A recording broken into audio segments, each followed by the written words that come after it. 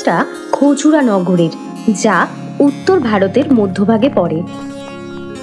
এখানে মঙ্গল আর তার পরিবার বাস করত। মঙ্গল, তার বউ শর্মিলা আর ওর ছেলে লাড্ডু থাকত। এমনিতে মঙ্গলের পরিবারে কোনো রকম সমস্যা ছিল না, কিন্তু ওর খুব একটা বদ অভ্যাস ছিল। ও সুযোগ পেলেই লোকের থেকে চাইতে খুব ভালোবাসতো। মঙ্গল নগরের একটা দোকানে যায়। দাদা, 2 কিলো চিনি দাও আর একটা চা পাতার প্যাকেট দাও।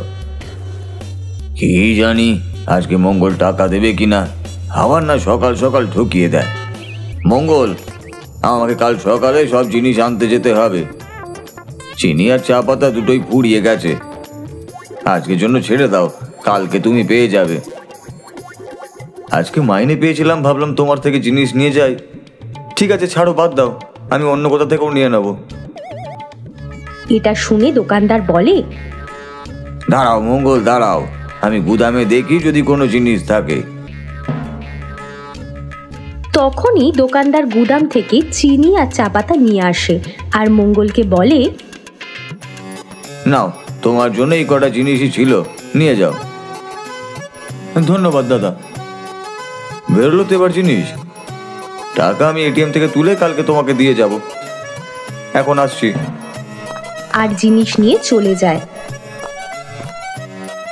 কি এটিএম? না না, যেটার ভয় ছিল সেটাই হলো, আবার চুনা লেগে গেল আমার।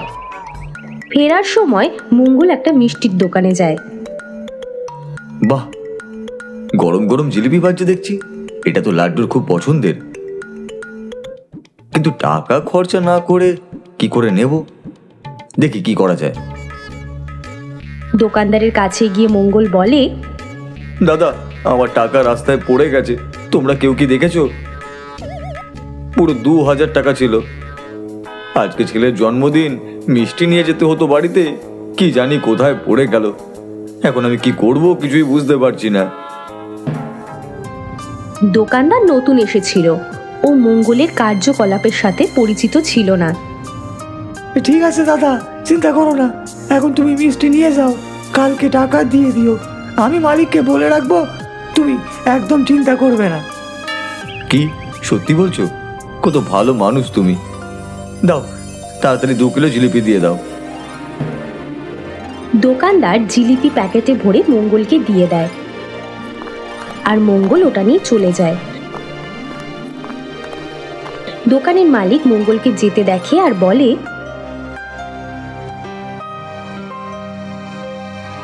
এই বিরু, এই মঙ্গল কি দোকান থেকে কিছু কিনলো? হ্যাঁ মালিক, বেচারার ছেলের আজকে জন্মদিন, আরো 2000 টাকা হারিয়ে গেছিল, খুব চিন্তা করছিল বেচারা। 2 কিলো জিলিপি দিয়েছি, টাকা বললো কালকে দেবে। আরে ও তোমাকে বোকা বানিয়ে চলে গেছে। মনে রেখো, ওর নাম মঙ্গল, ওইভাবেই সবাইকে বোকা বানায়। কি বলছেন মালিক, আমাকে বোকা বানালো? আজকের পর থেকে ওকে দোকানে ঢুকতে দেবে না, এই বলে দিলাম। মঙ্গল বাড়ি চলে আসে।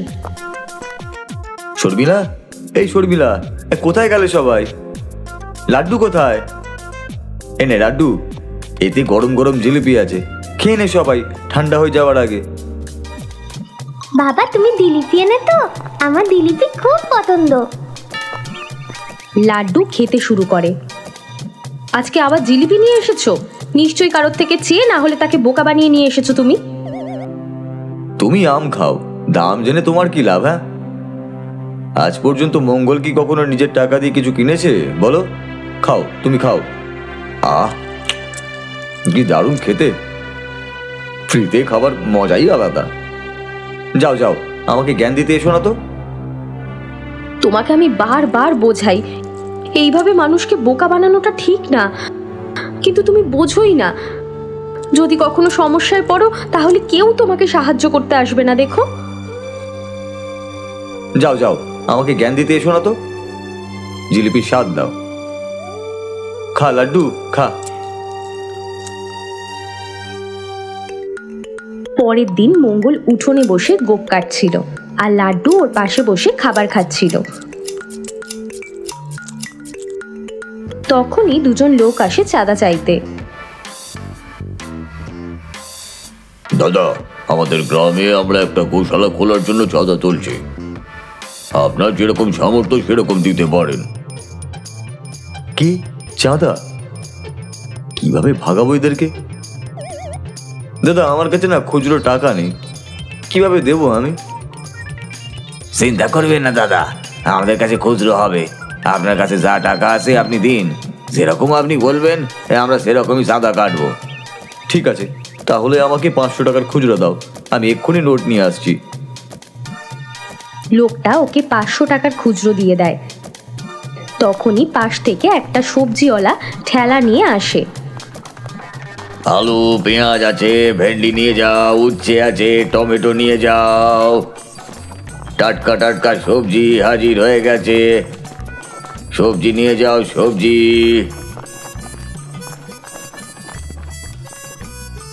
আরে দাদা, দাঁড়াও দাঁড়াও, সবজি নেবো আমি।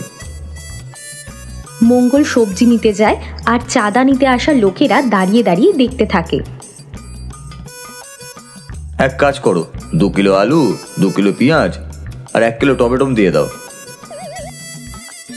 সবজিওয়ালা সব সবজি ব্যাগে ভরে দেয়। আপনার 100 টাকা হয়েছে দাদা। আমার কাছে তো খুচরো টাকা নেই দাদা। দেখো, সারাদিন তুমি ভালো রোজগার করো, কখনো মানুষকে দান করেছো কি? কাজ করে সময় পাবো, তারপর না ওসব করবো। দাদা, আমাদের গ্রামের সবাই চাঁদা তুলে গোশালা তৈরি করছে, তোমার নামে 200 টাকা চাঁদা কেটে দেবো। কিন্তু 200 টাকা তো অনেক বেশি হয়ে যাবে। ওসব বেশি বেশি কিছুই না, দান পুণ্য করা উচিত। দাও 100 টাকা দাও, বাকি 100 আমি নিজে থেকে দিয়ে দেবো সবজির দাম হিসাবে। সবজিওয়ালার ইচ্ছে না থাকা সত্ত্বেও ওকে টাকা দিয়ে দেয় আর ওখান থেকে চলে যায়। দাদা, গোশালার জন্য একদিনে কতটা ঘাস লাগবে?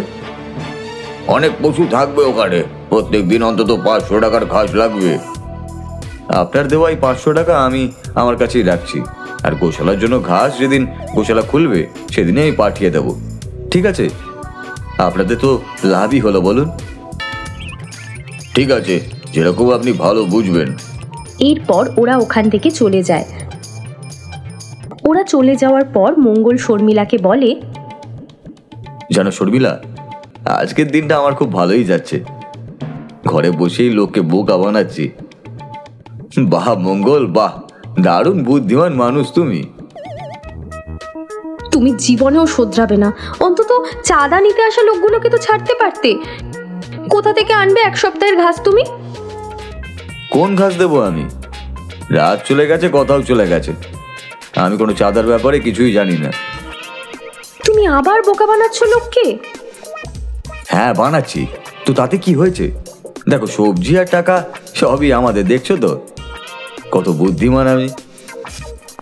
শর্মিলা কপালে হাত দিয়ে ওখান থেকে চলে যায়। একদিন গ্রামের বটতলায় কিছু লোক বসে আলোচনা করছিল। আর এই মঙ্গলকে নিয়ে পারা যাচ্ছে না, প্রতিদিন কাউকে না কাউকে ঠকাচ্ছে। হ্যাঁ দাদা, ঠিকই বলেছো। কালকে আমার সাথে মিষ্টিওয়ালার দেখা হয়েছিল, ওই দোকান থেকে 2 কিলো জিলিপি নিয়ে গেছিল। অর্ধেক বয়স হতে গেল, জানি না লোককে ঠকাতে আর চেয়ে খেতে ও যে কি ভালো লাগে। কিন্তু যত খারাপ কাজ করবে করুক, একদিন ঠিক এর শাস্তি পাবে। তুমিও না কাকা, যা মনে আসো তাই বলো, ওসব শাস্তি বলে কিছু হয় না। এখন তো মঙ্গল সবাইকেই ঠকাচ্ছে। একটা কথা আমাদের তো মানতেই হবে, মঙ্গলের মাথায় কিন্তু বুদ্ধি আছে, যে কোনো লোককে নিজের কথা ফাঁসিয়ে ফেলতে পারে। একদিন লাড্ডু স্কুলে যায়, কিন্তু দুপুর গড়িয়ে যাওয়ার পরেও সে স্কুল থেকে বাড়ি ফেরে না। ঘরে শর্মিলা খুব চিন্তায় পড়ে যায়। তখনই মঙ্গল বাড়িতে পৌঁছায়। জানো, এখনো পর্যন্ত লাড্ডু বাড়ি ফেরেনি, আমার কিন্তু খুব চিন্তা হচ্ছে গো। তুমি ভয় পেও না, হয়তো ওর বন্ধুদের সাথে খেলতে গেছে, চলে আসবে এক্ষুনি। তখনই মঙ্গলের কাছে একটা ফোন আসে।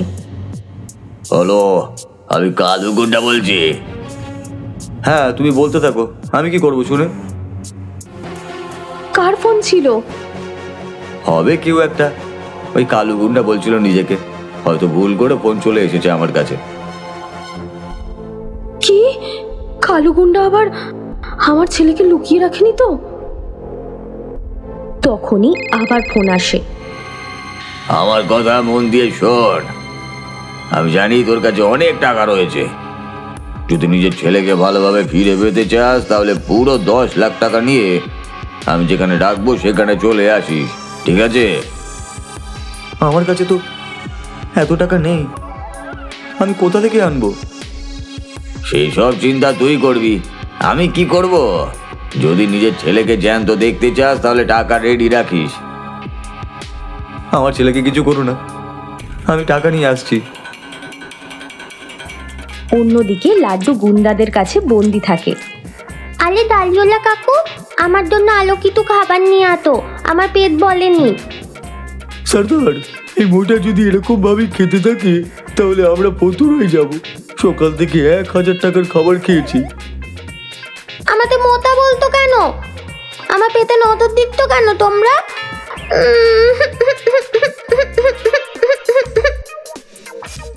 আরে তাড়াতাড়ি খেতে দে ওকে, কত জোরে জোরে চেঁচাচ্ছে, তাড়াতাড়ি দে ওকে খেতে দে। তখনই আর একজন গুন্ডা কিছু খাবার নিয়ে লাড্ডুর সামনে রাখে। যেভাবে খাচ্ছে এতে মনে হয় 50 লাখ টাকাও কম পড়বে। অন্যদিকে মঙ্গল আর শর্মিলা দুজন নিজেদের কাছে জমানো সব টাকা বের করে। আর সব টাকা গোনার পর মঙ্গল বলে, এখানে তো শুধু 6 লাখ টাকাই রয়েছে, বাকি 4 লাখ টাকা কোথা থেকে আনবো? তুমি গ্রামের কিছু লোকের সাথে কথা বলে দেখো, হয়তো সাহায্য পেতেও পারো। হ্যাঁ হ্যাঁ, তুমি ঠিক কথাই বলেছো, আমি এক্ষুনি যাচ্ছি। মঙ্গল গ্রামের প্রধানের কাছে যায়। দাদা, খুব সমস্যায় পড়েছি, আপনার কাছ থেকে কিছু টাকা ধার চাই। আজ আবার কি গল্প বলে টাকা চাইবে তুমি? হ্যাঁ বলো, আমি শুনছি। গল্প বলছি না দাদা, সত্যি আমার ছেলে লাড্ডুকে কেউ ধরে নিয়ে চলে গেছে, আর 10 লাখ টাকা চাইছে। বাহ, এই সমস্ত কথাবার্তা বললে তো সবাই বিশ্বাস করতে বাধ্য হবে। লোককে বোকা বানানো বন্ধ করো আর এখান থেকে চলে যাও। মঙ্গল মুখ ভার করে ওখান থেকে চলে আসে। এরপর ও এক এক করে গ্রামের অনেক জনের কাছেই যায়, কিন্তু কেউ ওকে সাহায্য করে না। অবশেষে ও ভারাক্রান্ত মন নিয়ে বাড়ি ফিরে আসে। টাকার ব্যবস্থা করতে পারলে? না গো, কেউই কোনো রকম সাহায্য করলো না। তুমি একটা কাজ করো, আমার কাছে কিছু গয়না রয়েছে, সেগুলো বিক্রি করে টাকা নিয়ে এসো। মঙ্গল শ্যাকরার কাছে গিয়ে গয়না বিক্রি করে, তারপর বাড়ি ফিরে আসে। তখনই কালু গুন্ডা ওকে আবার ফোন করে। মঙ্গল, এতক্ষণে নিশ্চয়ই টাকা জোগাড় করে ফেলেছিস, তাড়াতাড়ি টাকা নিয়ে ভাঙা বাড়ির পিছনে চলে আয়। আর পুলিশকে বলার যদি চেষ্টা করিস তাহলে কিন্তু ভালো হবে না। হ্যাঁ হ্যাঁ, আমি এক্ষুনি আসছি। তুমি একটু নিজের খেয়াল রেখো, আর লাড্ডুকে নিয়ে তবেই ফিরো। মঙ্গল টাকা নিয়ে ভাঙা বাড়ির দিকে যাচ্ছিল।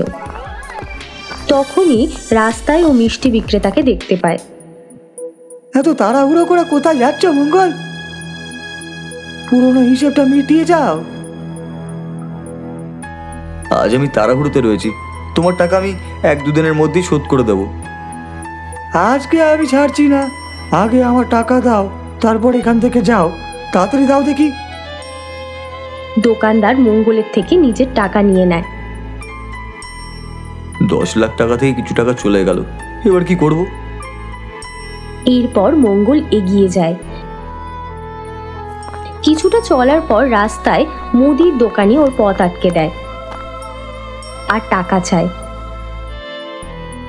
বেচারা মঙ্গল কিছু টাকা ওকেও দিয়ে দেয়। অবশেষে মঙ্গল ভাঙা বাড়ির পিছনে পৌঁছে যায় আর ভয় ভয় একটা ভাঙা চোরা ঘরের ভেতর ঢুকে যায়। ওখানে গিয়ে দেখে যে লাড্ডু বসে খাচ্ছে। কালু গুন্ডা আর ওর লোকজন ওখানেই ছিল। এসো মঙ্গল, এসো। টাকা নিয়ে এসেছো তো? হ্যাঁ হ্যাঁ, এনেছি, এই নাও। কালু গুন্ডা টাকা ভর্তি ব্যাগটা নিয়ে নেয় আর টাকা গুনতে শুরু করে। আমাকে বোকা বানাচ্ছ? হ্যাঁ, এখানে পুরো 10 লাখ টাকা তো নেই। এখন তোমরা কেউই আর বেঁচে ফিরতে পারবে না। এই লাড্ডু আর মঙ্গল দুজনকেই বেঁধে ফেল। তখনই ওই ভাঙা বাড়ির ভেতরে শর্মিলা কিছু গ্রামের লোক আর পুলিশ নিয়ে ওখানে আসে। কালু, হাতের অস্ত্রটা ফেলে দে, ভালো কথা বলছি, আর নিজের থেকে ধরা দে। মঙ্গল, তোকে আমি ছাড়বো না। পুলিশের সাথে সাথে গ্রামের লোককেও ডেকে ফেলেছিস। তখন পুলিশ কালুর সাথে সাথে ওর লোকজনকেও ধরে ফেলে। মঙ্গল, শর্মিলা বলল বলে আজকে আমরা চলে এলাম, না হলে তোমার কথায় কেই বা বিশ্বাস করবে? মঙ্গল সব গ্রামবাসী আর শর্মিলার থেকে ক্ষমা চায়। ও কখনো আর কাউকে না ঠকানোর প্রতিজ্ঞা করে।